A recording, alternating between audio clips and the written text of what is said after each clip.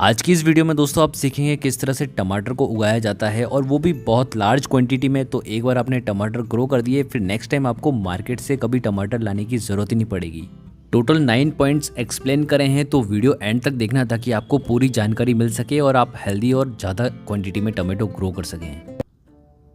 Number 1, good quality of seeds. अगर दोस्तों आप चाहते हैं आपके टमाटो के प्लांट हेल्दी रहें और बहुत ज़्यादा प्रोडक्शन दें तो आपको डेफिनेटली ऐसे सीड्स सेलेक्ट करने हैं जो गुड क्वालिटी हो और साथ ही साथ हाइब्रिड भी हो। उसके लिए दोस्तों आपको मार्केट में जाना है और अच्छे क्वालिटी के सीड्स परचेस करने हैं। अगर आप घर पर नॉर्मल टमाटो काट कर उगा देते हैं तो वो डेफिनेटली ग्रो हो जाएंगे, बट उनका प्रोडक्शन इतना ज़्यादा नहीं होगा कि आप अपने सर्वाइवल के लिए यूज़ कर सकें। तो इसके लिए दोस्तों आप F1 क्वालिटी के हाइब्रिड सीड डेफिनेटली यूज़ करना। आप अपने टेरेस गार्डनिंग में या फिर अगर आप खेती वगैरह करते हैं तो उसमें डेफिनेटली इन सीड्स का उपयोग करने से आपको ज़्यादा पैदावार मिलेगी। Point number 2, transplantation of seedling. Tomato plant की दोस्तों खास बात यह है कि आपको उसकी सीडलिंग ग्रो करनी पड़ती है पहले। आप चाहें तो सॉइल में ग्रो करें या फिर कोकोपीट में ग्रो करें और उसके बाद उनको ट्रांसप्लांट करना पड़ता है एक बड़े से पॉट के अंदर। और ये सबसे ज़्यादा इंपॉर्टेंट पॉइंट होता है दोस्तों। टमाटो का प्लांट ऐसा प्लांट है जिसको ट्रांसप्लांटेशन चाहिए ही चाहिए। अब यहाँ पर दोस्तों जब भी आप ट्रांसप्लांट करते हैं आपको पॉट में कम से कम 2 इंच सॉइल खाली रखनी है और आपको प्लांट की सीडलिंग को 2 इंच अंदर लगाना है। वो मैं आपको आगे बताऊंगा ये सब हम क्यों करने वाले हैं। Number 3, pot selection. और दोस्तों अगर पॉट का साइज़ बड़ा रखते हैं आप तो आपको डेफिनेटली टमाटो की क्वांटिटी कुछ ज़्यादा ही देखने को मिलेगी, क्योंकि रूट्स को काफ़ी ज़्यादा एरिया मिल जाता है स्प्रेड होने का। और जितनी ज़्यादा रूट स्प्रेड होगी उतना ज़्यादा वो न्यूट्रिशन एब्जॉर्ब कर सकेगी सॉइल के अंदर से। तो डेफिनेटली आपको एक बड़ा पॉट सेलेक्ट करना चाहिए, कम से कम 15 इंच से नीचे नहीं जाना है आप। Number 4, sunlight requirement. और दोस्तों यहाँ पर सनलाइट की रिक्वायरमेंट कम से कम 4 से 6 घंटे होती है टमाटो प्लांट के लिए। अगर टमाटो प्लांट के ऊपर इससे कम सनलाइट आ रही है विंटर सीजन के अंदर तो डेफिनेटली आपका प्लांट कम टमाटो प्रोड्यूस करेगा, आपको कम टमाटोज मिलेंगे। इसलिए दोस्तों आप हमेशा कोशिश करना विंटर सीजन में आप अपने टमाटो प्लांट को ऐसी लोकेशन पर रखना जहाँ पर इसके ऊपर फुल सनलाइट आए, जिससे आपको प्रोडक्शन काफ़ी ज़्यादा मिलेगा और प्लांट भी काफ़ी ज़्यादा हेल्दी रहेगा, डिजीज़ फ्री रहेगा। Number 5, watering. और दोस्तों सीडलिंग के लगाने से लेकर जब तक आप उसके अंदर से फ्रूट हार्वेस्ट करके प्लांट को निकाल कर फेंक नहीं देते हैं तब तक आप इसको रेगुलर वाटर करते रहना, क्योंकि टमाटो प्लांट को बहुत ज़्यादा पानी की रिक्वायरमेंट होती है। टमाटो प्लांट की दोस्तों लीफ काफ़ी ज़्यादा बड़ी बड़ी होती है और इसके अंदर काफ़ी ज़्यादा वाटर स्टोर होता है। अगर प्लांट को हल्की सी भी नमी की कमी हुई सॉइल के अंदर तो डेफिनेटली उसकी लीफ बर्न होने लग जाएगी। और ये दोस्तों एक टमाटो प्लांट के लिए बिल्कुल भी अच्छा नहीं है, क्योंकि एक टमाटो प्लांट अपनी लीफ के अंदर से ही सारा खाना बनाता है। Number 6, giving support to tomato plant. यहाँ पर दोस्तों आप नोटिस करते होंगे आपका टमाटो का प्लांट कुछ हाइट अटेन करने के बाद नीचे की तरफ गिर जाता होगा। इसका सीधा सा मतलब है दोस्तों आपका टमाटो प्लांट रिजिड स्टेम नहीं बना पाता है और उसको सपोर्ट की 100% ज़रूरत होती है। अब यहाँ पर दोस्तों आपको अपने प्लांट को सपोर्ट देना है तो उसका मतलब ये नहीं है कि आप कोई प्रोफेशनल तरीके से बांस ढूंढ कर लेकर आएँ। आपके पास जो लकड़ी हो उससे आप अपने टमाटो प्लांट को सपोर्ट दे सकते हैं। और अगर लकड़ी भी नहीं है तो आप अपने टमाटो प्लांट को ऐसा सपोर्ट दे दीवार का जिससे वो नीचे की तरफ ना झुके। और नीचे ना झुकने का रीज़न यही होता है दोस्तों, अगर टमाटो प्लांट की लीफ सॉइल के टच होगी तो उसमें फंगस लग सकती है और फ्रूटिंग भी सही ढंग से नहीं होगी।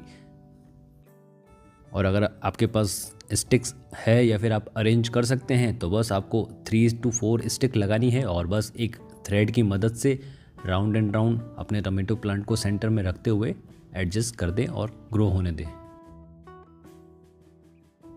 वर्टिकली टमाटो प्लांट को ग्रो करने से दोस्तों 2 बेनिफिट होते हैं। एक तो पॉलिनेशन बहुत अच्छे तरीके से होता है, मतलब प्लांट को इनफ स्पेस मिल जाता है अपने फ्लावर और अपने ब्रांचेस को स्प्रेड करने का, क्योंकि वो सीधा ग्रो हो रहा है। और दूसरा ये है कि दोस्तों अगर वो ज़मीन के टच में नहीं आएगा तो उसमें फंगस प्रॉब्लम नहीं होगी और आपके टमाटो के फ्रूट ख़राब नहीं होंगे और टमाटो का प्लांट भी ज़्यादा लंबे समय तक रहेगा। Point number 7, removing of old leaves in tomato plant. यहाँ पर दोस्तों पुरानी लीव्स जो टमाटो प्लांट के अंदर होती है वो बिल्कुल भी काम की नहीं होती है। वो स्टार्टिंग स्टेज के लिए टमाटो प्लांट की ग्रोथ के लिए ज़रूरी होती है, बट जैसे ही टमाटो 1 से 1.5 फीट का हो जाता है उसके बाद ये लीफ बहुत प्रॉब्लम क्रिएट करती है, फंगस को अट्रैक्ट करती है। नीचे अगर ज़्यादा लीव्स हो जाती है तो फिर काफ़ी सारे इंसेक्ट अपना घर बना देते हैं, तो इनको रिमूव करना बहुत ज़्यादा ज़रूरी हो जाता है। और अगर छोटे छोटे खरपतवार मतलब कि वीड्स वगैरह ग्रो हो रहे हैं तो डेफिनेटली उनको रिमूव कर दें, क्योंकि बहुत जल्दी वो सॉइल के अंदर से सारा न्यूट्रिएंट्स एब्जॉर्ब कर लेते हैं और बहुत जल्दी ग्रो भी हो जाते हैं। तो डेफिनेटली पॉट के अंदर एक भी वीड वगैरह रहना नहीं चाहिए। Point number 8, fertilising tomato plant. और यहाँ पर दोस्तों आप देख रहे होंगे हमारा टमेटो प्लांट काफ़ी ज़्यादा हेल्दी हो चुका है। तो यहाँ पर अब इसको और न्यूट्रिएंट देने की ज़रूरत है। तो सबसे पहले आपको सॉइल की टीलिंग करनी है, मतलब सॉइल की हल्की सी खुदाई करें जिससे आपकी टॉप लेयर की सॉइल लूज़ हो जाएगी, क्योंकि टमेटो प्लांट की टॉप लेयर में काफ़ी ज़्यादा फाइब्रस रूट्स होती है जो बहुत जल्दी न्यूट्रिएंट्स एब्जॉर्ब करती है। तो अब यहाँ पर आप सॉइल की टीलिंग करने के बाद आप जब फर्टिलाइज़र डाल रहे हैं तो सॉइल का लेवल ऑटोमेटिक बढ़ जाएगा।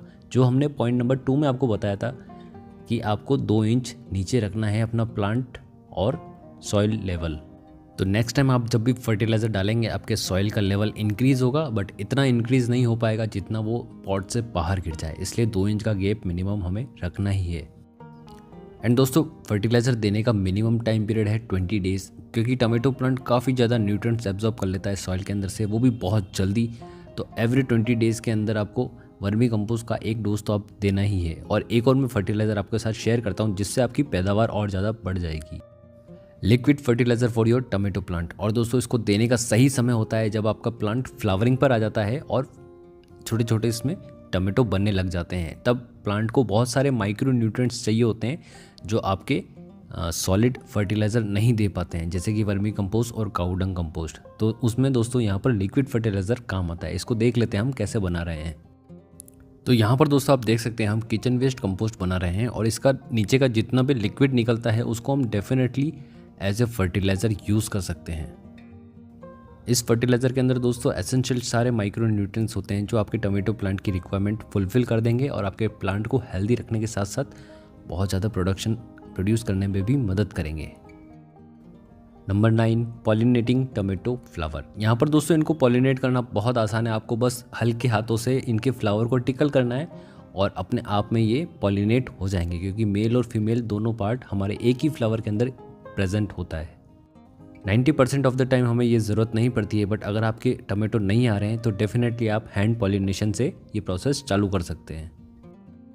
एंड फाइनली इन सब प्रोसेस के बाद आपको जो रिजल्ट मिलने वाला है वो है स्मॉल टमेटोज़ और बहुत सारे फ्लावर। और अगर आपका प्लांट हेल्दी है और इन सारे पॉइंट को आप फुलफिल करते हैं तो डेफिनेटली आपके पास इतने टमेटोज़ हो जाएंगे कि आप 1 मंथ तक आपको मार्केट से टमेटो लाने की ज़रूरत ही नहीं पड़ेगी।